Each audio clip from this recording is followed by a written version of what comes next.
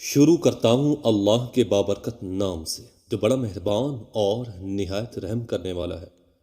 حضرت عبداللہ بن مسعود رضی اللہ عنہ سے مروی ہے، انہوں نے کہا کہ رسول اللہ صلی اللہ علیہ وسلم نے فرمایا، کیا میں تمہیں اس شخص کے بارے میں نہ بتاؤں جو آگ پر حرام ہو گیا یا آگ اس پر حرام ہو گئی، ہر قریب کرنے والے نرم خو اور آسانی کرنے والے پر۔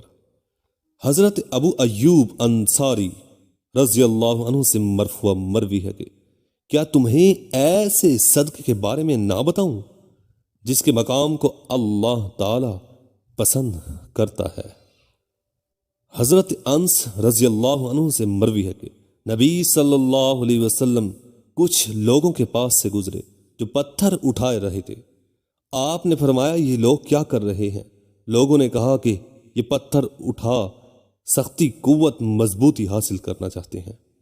نبی صلی اللہ علیہ وسلم نے فرمایا، کیا میں تمہیں اس سے بھی قوت والی مضبوط چیز نہ بتاؤں یا اس طرح کی کوئی بات نہ کہوں؟ وہ شخص جو غصے کے وقت اپنے آپ کو قابو میں رکھتا ہے وہ اس سے زیادہ قوت والا اور مضبوط۔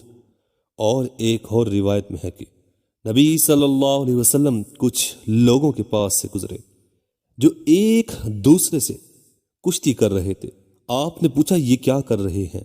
لوگوں نے کہا، اے اللہ کے رسول، یہ فلاں پہلوان جو بھی اس سے مقابلہ کرتا ہے یہ اسے پچھاڑ دیتا ہے۔ رسول اللہ صلی اللہ علیہ وسلم نے فرمایا، کیا میں تمہیں اس سے بھی بڑے پہلوان کے بارے میں نہ بتاؤں؟ وہ شخص جس پر کسی دوسرے آدمی نے ظلم کیا ہو تو اس نے اپنا غصہ پی لیا، اسی طرح وہ خود پر بھی غالب آ گیا، اپنے شیطان پر بھی غالب آ گیا اور اپنے ساتھی کے شیطان پر بھی غلبہ حاصل کر لیا۔ مزید اچھی ویڈیو دیکھنے کے لیے ہمارے چینل کو لائک اور سبسکرائب لازمی کیجیے گا۔